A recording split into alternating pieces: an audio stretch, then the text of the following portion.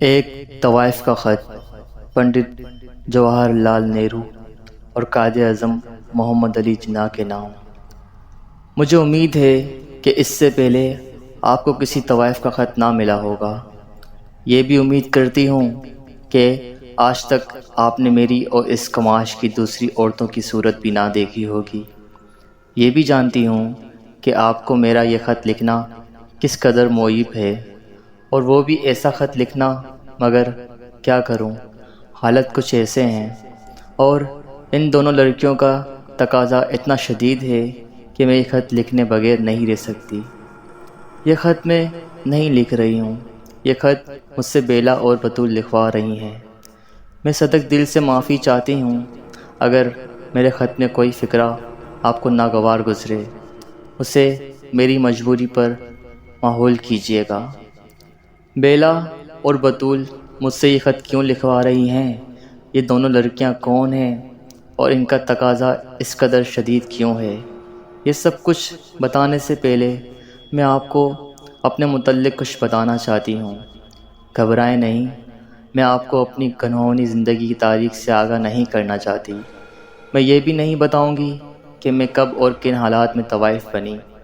میں کسی شریفانہ جذبے کا سہارا لے کر آپ سے کسی جھوٹے رحم کی درخواست کرنے نہیں آئی۔ میں آپ کو درد مند دل کو پہچان کر اپنی صفائی میں جھوٹا افسانہ محبت نہیں کرنا چاہتی۔ اس خط کے لکھنے کا مطلب یہ نہیں ہے کہ میں آپ کو طوائف کے اثر و رموز سے آگاہ کروں۔ مجھے اپنی صفائی میں کچھ نہیں کہنا، میں صرف اپنے متعلق چند ایسی باتیں بتانا چاہتی ہوں جن کے آگے چل کر بیلا اور بطول کی زندگی پر اثر پڑ سکتا ہے۔ آپ لوگ کئی بار ممبئی آئے ہوں گے، جناح صاحب نے تو ممبئی کو بہت دیکھا ہے، مگر آپ نے ہمارے بازار کو کہاں دیکھا ہوگا؟ جس بازار میں رہتی ہوں وہ فارس روڈ کہلاتا ہے۔ فارس روڈ گرانٹ روڈ اور مدون پورہ کے بیچ میں ہے۔ گرانٹ روڈ کے اس پار لمکن روڈ اور اوپر ہاؤس پر چوٹی ہے۔ میرین ڈرائیو اور فورٹ کے علاقے ہیں جہاں ممبئی کے شرفا رہتے ہیں۔ مدن پورہ میں اس طرف غریبوں کی بستی ہے۔ فارس روڈ ان دونوں کے بیچ میں ہے تاکہ امیر اور غریب اس سے یکساں مفید ہوں۔ فارس روڈ پر پھر مدان پورہ کے زیادہ قریب ہے، کیونکہ ناداری میں اور طوائف میں ہمیشہ بہت کم فاصلہ رہتا ہے۔ یہ بازار بہت خوبصورت نہیں، اس کے مکین بھی بہت خوبصورت نہیں۔ اس کے بیچوں بیچ ٹرام کی گرگراہٹ شب و روز بڑھتی جاتی ہے، جہاں بھر کے آوارہ کتے اور لونڈے اور شودائیں اور بیکار اور جرائم پیشہ مخلوق اس کی گلیوں کا طواف کرتی نظر آتی ہیں۔ لنگڑے، لولے، اوباش، مدکوک تماشبین، آتش اور سوزاک کے مارے ہوئے کانے لنگے، کوکین باز اور جیب کترے اس بازار میں سینہ تان کر چلتے ہیں۔ گلیز ہوٹل، سلے ہوئے فٹ پاتھ پر میلے کے ڈھیروں پر بناتی ہوئی لاکھوں مکھیاں، لکڑیوں اور کوئلوں کے افسردہ گودام، پیشہ ور دلال اور باسی ہار بیچنے والے، کوک شاستر اور ننگی تصویروں کے دکاندار، چین حجام اور اسلامی حجام اور لنگوٹے کس کر گلیاں بکنے والے پہلوان۔ ہماری سماجی زندگی کا سارا کورا کرکٹ آپ کو فارس روڈ پر ملتا ہے۔ ظاہر ہے آپ یہاں کیوں آئیں گے؟ کوئی شریف آدمی ادھر کا رخ نہیں کرتا۔ شریف آدمی جتنے ہیں وہ گرانڈ روڈ کے اس پار رہتے ہیں، اور جو بہت ہی شریف ہیں وہ مل بہار پر قیام کرتے ہیں۔ میں ایک بار جناح صاحب کی کوٹھی کے سامنے سے گزر رہی تھی اور وہاں میں نے جھک کر سلام بھی کیا۔ بطول بھی میرے ساتھ تھی۔ بطول کو جناح صاحب سے جس قدر عقیدت اس کی میں نے کبھی ٹھیک طرح سے بیان نہ کر سکوں گی۔ خدا اور رسول کے بعد دنیا میں اگر وہ کسی کو چاہتی ہے تو صرف وہ جناح صاحب ہیں۔ اس نے آپ کی تصویر لاکٹ میں لگا کر اپنے سینے سے لگا رکھی ہے، کسی بری نیت سے نہیں۔ بطول کی عمر ابھی 11 برس کی ہے، چھوٹی سی لڑکی ہی تو ہے۔ وہ فارس روڈ والے ابھی سے اس کے متعلق برے ارادے کر رہے ہیں، مگر خیر وہ کبھی پھر آپ کو بتاؤں گی۔ تو یہ فارس روڈ جہاں میں رہتی ہوں، فارس روڈ کے مغربی سرے سے پر جہاں چینی حجام کی دکان ہے، اس کے قریب ایک اندھیری گلی کے موڑ پر میری دکان ہے۔ لوگ تو اسے دکان نہیں کہتے، مگر خیر آپ دان ہیں، آپ سے کیا چھپاؤں گی۔ یہی کہوں گی وہاں پر میری دکان ہے، اور وہاں پر میں اس طرح بیوپار کرتی ہوں جس طرح بنیا، سبزی والا، پھل والا، ہوٹل والا، موٹر والا، سینما والا، کپڑے والا یا کوئی اور دکاندار بیوپار کرتا ہے، اور ہر بیوپار میں گاہک کو خوش کرنے کے علاوہ اپنا فائدے کی بھی سوچتا ہے۔ میرا بیوپار بھی اسی طرح کا ہے، فرق صرف اتنا ہے کہ میں بلیک مارکیٹ نہیں کرتی، اور مجھے میں اور دوسروں میں بیوپار میں کوئی فرق نہیں۔ یہ دکان اچھی جگہ پر واقع نہیں ہے، یہاں رات تو کجا دن میں بھی لوگ ٹھوکریں کھا جاتے ہیں۔ اس اندھیری گلی میں لوگ اپنی جیبیں خالی کر کے جاتے ہیں، شراب پی کر جاتے ہیں، جہاں بھر کی گالیاں بکتے ہیں، یہاں بات بات پر چھرا زانی ہوتی ہے، دو ایک خون دوسرے تیسرے روز ہوتے رہتے ہیں۔ غرضی کا ہر وقت جان زیک میں رہتی ہے، اور پھر میں کوئی اچھی طوائف نہیں کہ پون ہل پر جا کر رہوں یا بریس پر سمندر کے کنارے ایک کوٹھی لے سکوں۔ میں ایک بہت ہی معمولی درجے کی طوائف ہوں، اور گو میں نے سارا ہندوستان دیکھا ہے، اور گھاٹ گھاٹ کا پانی پیا ہے، اور ہر طرح کے لوگوں کی صحبت میں بیٹھی ہوں، لیکن اب 10 سال سے اس شہر ممبئی میں اس فارس روڈ پر اسی دکان میں بیٹھی ہوں، اور اب تو مجھے اس دکان کی پگڑی بھی 6,000 روپے تک ملتی ہے۔ حالانکہ یہ جگہ کوئی اتنی اچھی نہیں، فضا متفن ہے، کیچڑ چاروں طرف پھیلی ہوئی ہے، گندگی کے انبار لگے ہوئے ہیں، اور خارج زادہ کتے گھبرائے ہوئے گاہکوں کی طرف کاٹ کھانے کو لپکتے ہیں۔ پھر بھی مجھے اس جگہ کی پگڑی 6,000 روپے تک ملتی ہے۔ اس جگہ میری دکان ایک منزل مکان ہے، اس کے علاوہ 2 کمرے ہیں۔ سامنے کا کمرہ میری بیٹھک ہے، یہاں میں گاتی ہوں، ناچتی ہوں، گاہکوں کو رجاتی ہوں۔ پیچھے کا کمرہ باورچی خانہ اور غسل خانے اور سونے کے کمرے کے کام دیتا ہے۔ یہاں ایک طرف نل ہے، ایک طرف ہنڈیا ہے، اور ایک طرف ایک بڑا سا پلنگ ہے، اور اس کے نیچے ایک اور چھوٹا سا پلنگ ہے، اور اس کے نیچے میرے کپڑوں کے صندوق ہیں۔ باہر والے کمرے میں بجلی کی روشنی ہے، لیکن اندر والے کمروں میں بالکل اندھیرا ہے۔ مالک مکان نے برسوں سے کلی نہیں کرائی، نہ وہ کرائے گا۔ اتنی فرصت کیسے ہے؟ میں تو رات بھر ناچتی ہوں، گاتی ہوں، اور دن میں وہیں گاؤ تکیے پر سر ٹیک کر سو جاتی ہوں۔ بیلا اور بطول کو پیچھے کا کمرہ دے رکھا ہے۔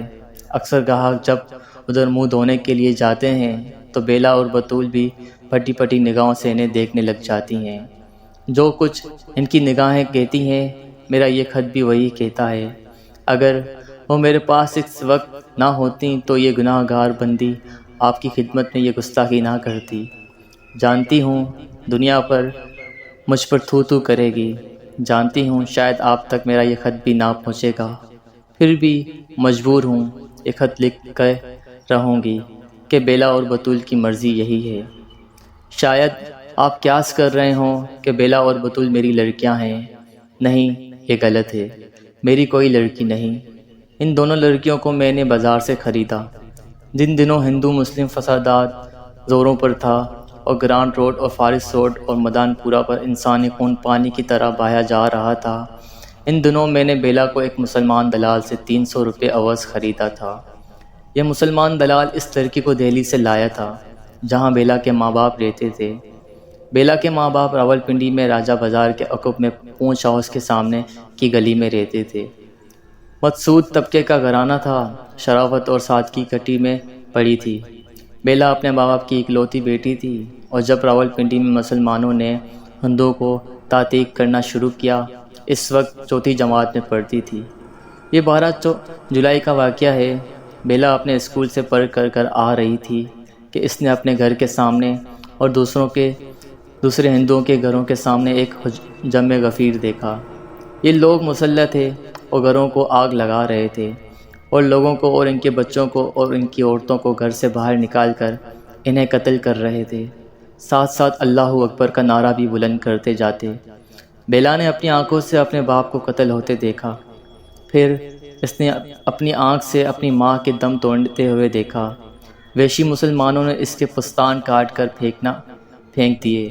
یہ پستان جس ایک ماں، کوئی ماں، ہندو ماں یا مسلمان ماں یا عیسائی ماں یا یہودی ماں اپنے بچوں کو دودھ پلاتی ہے اور انسانوں کی زندگی میں کائنات کی وسعت میں تخلیق کا ایک نایاب باب کھولتی ہے۔ وہ دودھ برے پستان اللہ اکبر کے نعروں کے ساتھ کاٹ ڈالے گئے۔ کسی نے تخلیق کے ساتھ اتنا ظلم کیا تھا، کسی ظالم اندھیرے نے ان کی روحوں میں یہ سیاہی بھر دی تھی۔ میں نے قرآن پڑھا ہے اور میں جانتی ہوں کہ راولپنڈی میں بیلا کے ماں باپ کے ساتھ جو کچھ ہوا وہ اسلام نہیں تھا، وہ انسانیت نہیں تھی، وہ دشمنی بھی نہ تھی، وہ انتقام بھی نہ تھا، وہ ایک ایسی سعادت، بے رحمی، بزدلی اور شیطانیت تھی جو تاریکی کے سامنے سینے پھوٹتی ہے اور نور کی آخری کرن کی بھی داغدار کر جاتی ہے۔ بیلا میرے پاس ہے، مجھ سے پہلے وہ ڈھاری والے مسلمان دلال کے پاس تھی۔ بیلا کی عمر 12 سال سے زیادہ نہ تھی جب وہ چوتھی جماعت میں پڑھتی تھی۔ اپنے گھر ہوتی تو آج 5ویں جماعت میں داخل ہو رہی ہوتی۔ پھر بڑی ہو جاتی تو اس کے ماں باپ اس کا بیاہ کسی شریف گھرانے کے غریب سے لڑکے سے کرا دیتے۔ وہ اپنا چھوٹا سا گھر بساتی، اپنے خاوند سے، اپنے ننھے ننھے بچوں سے، اپنی گھریلو زندگی کی چھوٹی چھوٹی خوشیوں سے۔ لیکن اس نازک کلی کو بے وقت غذا آ گئی۔ اب بیلا 12 برس کی نہیں معلوم ہوتی۔ اس کی عمر تھوڑی ہے لیکن اس کی زندگی بہت بڑی ہے۔ اس کی آنکھوں میں جو ڈر ہے، انسانیت کی جو تلخی ہے، یا اس کا جو لہو ہے، موت کی جو پیاس ہے، قائد اعظم صاحب شاید اگر آپ اسے دیکھ سکیں تو اس کا اندازہ کر سکیں، ان بے اثر آنکھوں کی گہرائیوں میں اتر سکیں۔ آپ تو شریف آدمی ہیں، آپ نے شریف گھرانے کی معصوم لڑکیوں کو دیکھا ہوگا نا، ہندو لڑکیوں کو، مسلمان لڑکیوں کو۔ شاید آپ سمجھ جاتے کہ معصومیت کا کوئی مذہب نہیں ہوتا، وہ ساری انسانیت کی امانت ہے، ساری دنیا کی میراث ہے۔ جو اسے مٹاتا ہے اسے دنیا کی کسی مذہب کا کوئی خدا معاف نہیں کر سکتا۔ بطول اور بیلا دونوں سگی بہنیں کی طرح میرے ہاں رہتی ہیں۔ بطول اور بیلا سگی بہنیں نہیں، بطول مسلمان لڑکی ہے، بیلا نے ہندو گھر میں جنم لیا۔ آج دونوں فارس روڈ پر ایک رنڈھی کے گھر میں بیٹھی ہیں۔ اگر بیلا راولپنڈی سے آئی ہے تو بطول جلندھر کے ایک گاؤں کھیم کرن کے ایک پٹھان کی بیٹی ہے۔ بطول کے باپ کی 7 بیٹیاں تھیں، 3 شادی شدہ اور 4 کنواریاں۔ بطول کا باپ کھیم کرن میں ایک معمولی کاشتکار تھا، غریب پٹھان لیکن گیور پٹھان جو صدیوں سے کھیم کرن میں آ کے بس گیا تھا۔ جاٹو کے اس گاؤں میں یہی 3-4 گھر پٹھانوں کے تھے۔ یہ لوگ جس حلم و اشتی سے رہتے تھے، شاید اس کا اندازہ پنڈت جی آپ کو اس امر سے ہوگا کہ مسلمان ہونے پر بھی ان لوگوں کو اپنے گاؤں میں مسجد بنانے کی اجازت نہ تھی۔ یہ لوگ گھر میں چپ چاپ اپنی نماز ادا کرتے۔ صدیوں سے جب سے مہاراجہ رنجیت سنگھ نے عنان حکومت سنبھالی تھی، کسی مومن نے اس گاؤں میں اذان نہ دی۔ ان کا دل عرفان سے روشن تھا، لیکن دنیاوی مجبوریاں اس قدر شدید تھیں اور پھر رواداری کا خیال اس قدر غالب تھا کہ اب وہ کرنے کی ہمت ہی نہ ہوتی تھی۔ بطول اپنے ماں باپ کی چہیتی لڑکی تھی، 7ویں میں سب سے چھوٹی، سب سے پیاری، سب سے حسین۔ بطول اس قدر حسین ہے کہ ہاتھ لگانے سے میلی ہوتی ہے۔ پنڈت جی، آپ تو خود کشمیری النسل ہیں اور فنکار ہو کر یہ بھی جانتے ہیں کہ آپ خوبصورتی کسے کہتے ہیں۔ یہ خوبصورتی میری گندگی کے ڈھیر میں گٹ مٹ ہو کر اس طرح پڑی ہے کہ اس کا پرکھ کرنے والا کوئی شریف آدمی اب مشکل سے ملے گا۔ اس گندگی میں گلے سڑے مارواڑی گنجی، گنی مونچھے والے ٹھیکیدار، ناپاک نگاہوں والے چور بازاری ہی نظر آتے ہیں۔ بطول بالکل ان پڑھ ہے، اس نے صرف جناح صاحب کا نام سنا تھا۔ پاکستان کو ایک اچھا تماشا سمجھ کر اس کے نعرے لگائے تھے، جیسے 3-4 برس کے ننھے بچے گھر میں انقلاب زندہ باد کرتے پھرتے ہیں۔ 11 برس ہی کی تو وہ ہے۔ ان پڑھ بطول وہ چند دن ہی ہوئے میرے پاس آئی ہے۔ ایک ہندو دلال اسے میرے پاس لایا تھا، میں نے اسے 500 روپے میں خرید لیا۔ اس سے پہلے وہ کہاں تھی یہ میں نہیں کہہ سکتی۔ ہاں، لیڈی ڈاکٹر نے مجھ سے کچھ کہا کہ اگر آپ اسے سن لیں تو شاید پاگل ہو جائیں۔ بطول بھی اب نیم پاگل ہے۔ اس کے باپ کو جاٹو نے اس بے دردی سے مارا ہے کہ ہندو تہذیب کے پچھلے 6000 برس کے چھلکے اتار دیے گئے اور انسانی بربریت اپنے وحشی ننگے روپ میں سب کے سامنے آ گئی۔ پہلے تو جاٹو نے اس کی آنکھیں نکالی، پھر اس کے منہ میں پیشاب کیا، پھر اس کے حلق کو چیر کر اس کی یہ آنتیں تک نکال ڈالیں، پھر اس کی شادی شدہ بیٹیوں سے زبردستی منہ کالا کیا۔ اسی وقت ان کے باپ کی لاش کے سامنے ریحانہ گل، ترکشاں، مرجانہ، سوہن بیگم، ایک ایک کر کے ویشی انسان نے اپنے مندر کی عورتوں کو ناپاک کیا۔ جس نے انہیں زندگی عطا کی، جس نے انہیں لوریاں سنائی تھیں، جس نے ان کے سامنے شرم و عزت سے اور پاکیزگی سے سر جھکایا تھا، ان تمام بہنوں اور ماؤں کے ساتھ زنا کیا۔ ہندو دھرم نے اپنی عزت کھو دی، اپنی رواداری تباہ کر دی تھی، اپنی عظمت مٹا ڈالی تھی۔ آج رگ وید کا ہر منتر خاموش تھا، آج گرنتھ صاحب کا ہر دوہا شرمندہ تھا، آج گیتا کا ہر شلوک زخمی تھا۔ کون ہے جو میرے سامنے اجتناء کی مسوری کا نام لے سکتا ہے؟ اشوک کے کتنے سنا سکتا ہے؟ ایلویرا کے صنم آزادوں کی گنج گا سکتا ہے؟ بطول کے بے بس پنجے ہوئے ہونٹوں، اس کی بہنوں پر ویشی درندوں کے دانتوں کے نشان اور اس کی بھری ہوئی ٹانگوں کی ناہمواری میں تمہاری اجتناء کی موت ہے، تمہارے ایلویرا کا جنازہ ہے، تمہاری تہذیب کا کفن ہے۔ آؤ میں تمہیں اس کی خوبصورتی کو دکھاؤں جو کبھی بطول تھی، اس متدفن لاش کو دکھاؤں جو آج بطول ہے۔ جذبے کی روح میں بہہ کر میں بہت کچھ کہہ گئی، شاید یہ سب کچھ نہ کہنا چاہیے تھا، شاید اس میں آپ کی سب کی ہے، شاید اس سے زیادہ ناگوار باتیں اب تک کسی نے نہ سنی ہوں گی، نہ سنائی ہوں گی۔